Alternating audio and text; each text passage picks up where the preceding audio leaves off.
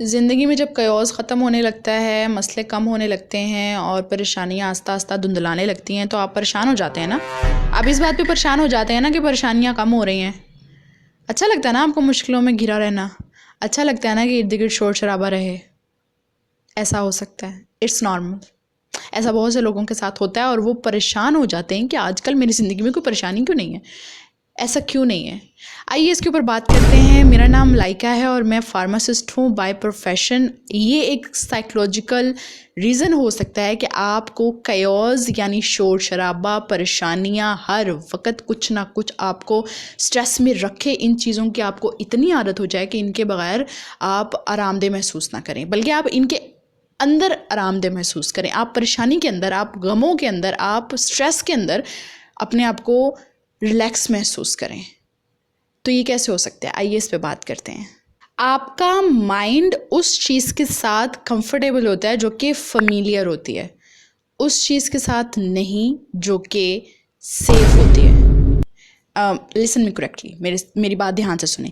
ऐसा नहीं है कि अगर आप पहले अब्यूज़ के शिकार रह चुके हैं, आप गालियाँ सुनते रहे हैं, आपको बचपन में टीचर ने बहुत मारा है, तो दोबारा से जब आपके साथ वो होगा तो आपको अच्छा लगेगा। अच्छा नहीं लगता, लेकिन आपको उस चीज़ की इतनी आदत होती है, आप इतने फेमिलियर होते हैं। आपने देखा कभी लोग अब्यूज़िव मैरिजेस से क्यों नहीं निकल पाते? क्योंकि हाँ, उनको लगता है ये अब ठीक है, उनको आदत हो गई है, उनका जहन, उनका माइंड इस चीज़ को एक्सेप्ट कर चुका है कि ठीक है, जो चल रहा है इट्स नॉर्मल। बाहर वाला को बंदा देखेगा तो उसे लगेगा कि ये क्या कर रहे हो यार, तुम क्यों मारें सह रहे हो, तुम क्यों गालियाँ सह रहे हो, तुम क्यों इंसल्ट सह रहे हो डेली बेसिस पे। लेकिन वो बंदा जो उसे सह रहा है वो कहेगा मुझे अब आदत हो गई, 15 साल से ये हो रहा है, मुझे अब आदत हो गई। क्योंकि उसका जो साइकोलॉजिकल पैटर्न है वो उसको अब फेमिलियर मानता है। तो क्या होता है कि अगर किसी दिन उसके साथ वो नहीं होता तो उसे अजीब लगेगा। आपने देखा है अक्सर लोग हाइपर एक्टिव होते हैं, कुछ ना कुछ माएँ कुछ ना कुछ कर रही हैं, कुछ ना कुछ कर रही हैं, कुछ ना कुछ कर रही हैं। बच्चों का नाश्ता बना लिया, उससे फ्री हो गई। मतलब अगर घर में कोई काम नहीं है तो वो पुराना काम निकाल के बैठ जाती हैं, वो अलमारियाँ खोल के बैठ जाएंगी, वो हफ्तावार सफाई शुरू कर देंगी, वो पता नहीं कौन से कपड़े निकाल के धोना शुरू कर देंगी। क्योंकि उनका साइकोलॉजिकल पैटर्न ये बना हुआ होता है कि अगर मैं आराम से बैठी हुई हूँ तो it's not good, it's not comfortable. मैं आराम से क्यों बैठी हुई हूँ, मैं क्यों टीवी देख रही हूँ, मैं क्यों ऐसे ही बिला वजह लेटी हूँ, मैं तो आज प्रोडक्टिव ही नहीं थी, मैंने आज का दिन ज़ाया कर दिया। उनको लगता है कि आराम से बैठना इज़ इक्वल टू दिन ज़ाया करना, जिसकी वजह से वो हमेशा हाइपर एक्टिव रहते हैं। So this is your psychological pattern और आप हमेशा एक ख़तरे की बाकायदा तलाश में रहते हैं। आप एक स्ट्रेस की बाकायदा तलाश में रहते हैं कि मतलब कोई आप मैसेजेस चेक करते रहते हैं, कोई आपका जो भी आपका वर्क प्लेस है उससे कोई मैसेज तो नहीं आया, कोई असाइनमेंट तो नहीं मिली हुई, और कुछ नहीं तो आपका अपने पार्टनर से झगड़ा हो जाता है किसी बात पे, और कुछ नहीं तो आप इरिटेट होने लग जाते हैं कि मतलब घर में खामोशी है, घर में सुकून है।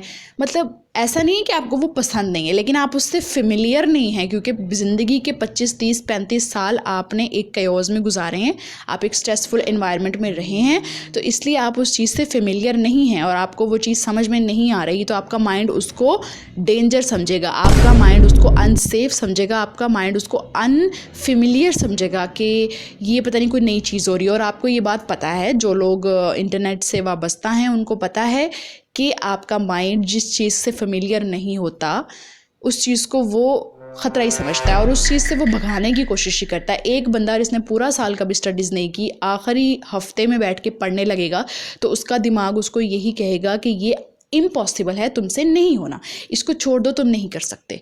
क्योंकि ऐसा नहीं कि वो स्टडीज़ करना बुरी बात है, स्टडीज़ करना बुरी बात नहीं है, लेकिन उसके लिए अनफेमिलियर है क्योंकि उसने पहले पूरा साल कभी की नहीं थी, इस वजह से। तो ये एक पैटर्न होता है साइकोलॉजिकल, जिसकी वजह से हो सकता है कि आपको अपनी ही घर में, अपनी ही ज़िंदगी में सुकून आता हुआ अच्छा ना लग रहा हो और आप सोच रहे हो कि पता नहीं क्या हो रहा है, मेरी ज़िंदगी अनप्रोडक्टिव है, ज़िंदगी में कुछ नहीं चल रहा। और इसकी मैं एक और एग्जांपल दूँ, अक्सर लोग प्रेशर में ही काम कर सकते हैं। उनको एक हफ्ता मिला होता है एक असाइनमेंट करने के लिए, कोई भी काम करने के लिए, या चलो घर का ही कोई काम ले लो कि उन्होंने कुछ कपड़े धोने थे, पूरा हफ्ता था उनके पास, लेकिन उन्होंने नहीं किया। आखिरी कुछ घंटे जब रह गए, जब टाइम ख़त्म होने वाला है, असाइनमेंट सबमिट करवानी है, तो वो कहते हो जल्दी जल्दी प्रेशर में आके वो बड़ा अच्छा काम कर लेते हैं। हालांकि उनके पास पूरा हफ्ता था और उन्होंने इस चीज़ को बॉदर नहीं किया कि मैं वो काम करूं, वो इधर उधर के कामों में बिजी रहे। ऐसा नहीं कि वो सोते हुए उन्होंने टाइम निकाल दिया, लेकिन प्रोक्रेस्टिनेशन करना उनकी नेचर बन जाती है, सेकंड नेचर बन जाती है, क्योंकि वो आदी होते हैं प्रेशर में काम करने के। अब मैंने आपको मसला बताया, उसकी वजूहात बताई, अब इसकी सलूशन के बारे में बात करते हैं। सलूशन इसका हीलिंग, हील योर सेल्फ, अपने साइकोलॉजिकल पैटर्न को हील करें। हील ऐसे नहीं होता एक दिन, ये भी नहीं होता कि थेरेपी लेना शुरू कर दें। मैंने नहीं कहना थेरेपी लेना शुरू कर दें, फलाने डॉक्टर के पास चले जाएं, फलानी मेडिसिन खाना शुरू कर दें, नहीं। अपने आप को हील करें ऐसे लोगों के इर्द गिर्द रहकर जो कि आपको सेफ महसूस करवाते हैं, जो कि आपको अच्छा महसूस करवाते हैं, जो आपकी तारीफ़ करते हैं, आपको अप्रिशिएट करते हैं, जो कि आपके हार्ड वर्क को देखकर कहते हैं कि wow you are doing so much, इतनी सी उम्र में तुमने इतना कुछ कर लिया। इस तरह के लोग जो आपको पॉजिटिव महसूस करवाएं, उनके इर्द गिर्द रहें। इस तरह आपको सेफ महसूस होगा, सिक्योर महसूस होगा और आपका नर्वस सिस्टम हील होना शुरू हो जाएगा। दूसरी बात, आपने अपने आप को बोझ नहीं समझना। आपने ये नहीं समझना कि अगर मैं कोई काम नहीं करूँगा तो दुनिया के सब धंधे बंद हो जाएंगे, दुनिया ख़त्म हो जाएगी। ऐसा नहीं होता। As a mother, as a wife, as a sister, daughter, घर की औरत होने के नाते आपने ये नहीं समझना कि अगर मैं एक दिन किचन में काम नहीं करूँगी तो किचन पे ताले लग जाएंगे, सब फाकों से मर जाएंगे। ऐसा नहीं होता। जिसको भूख लगी होगी, अगर वो देखेगा कि आप रेस्ट करना चाहती हैं, आप आज किचन नहीं संभालना चाहती, तो वो खुद अपने लिए कुछ कर लेगा, और कुछ नहीं कर सकता तो बाहर से ऑर्डर करके खाना खा लेगा। लेकिन आपने अपने आप को बोझ नहीं समझने लग जाना कि अगर मैं कोई सर्विसेज नहीं दूंगा तो शायद ये दुनिया मुझे कबूल नहीं करेगी। ये है नंबर 2 तरीका अपने आप को हील करने का, कि अपने आप को वर्दी समझें रेस्ट करने का। ठीक है। और एक और तरीका ये हो सकता है कि एक हॉबी ढूंढें जिसके बदले में आपको ना कोई पैसे मिल रहे हैं, ना उसके बदले में आपको किसी से तारीफ़ मिल रही है, सिर्फ आपको खुद अच्छा लग रहा है, आपकी इनर सेल्फ को अच्छा लग रहा है। ठीक है। एक ऐसी हॉबी ढूंढें जो भी चीज़ जो आपको खुशी देती है। हर इंसान को कुछ ना कुछ करना खुशी देता है, तो जो चीज़ आपको अच्छी लगती है, खुशी देती है, उसको अपनाएं, हॉबी बनाएं और दिन के चंद मिनट्स उसके साथ गुजारें।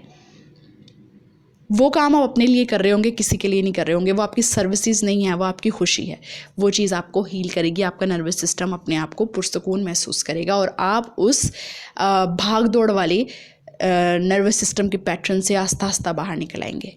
जिस तरह आपकी बॉडी को अनहेल्दी होने में, बीमार होने में 1, 2, 3 दिन नहीं लगते, इसी तरह आपकी बॉडी को दोबारा से हेल्दी होने में 1, 2, 3 दिन नहीं लगेंगे। जिस तरह सालों लगे थे उसको ख़राब करने में, इस तरह कम से कम महीने तो लगेंगे उसको ठीक करने में। इसलिए मायूस नहीं हो जाना 2 दिन कोई भी काम करके कि पता नहीं अब तो मैं 2 दिन में रिजल्ट्स नहीं आए तो कुछ नहीं हुआ। ऐसा नहीं होता, कुछ महीनों आपको वो करना पड़ेगा। मेरे साथ कनेक्टेड रहिए, हम मिलकर अपनी लाइफ को हेल्दी बनाएंगे ताकि हमें कम से कम मेडिसिन्स की ज़रूरत पड़े सर्वाइव करने के लिए। बहुत शुक्रिया।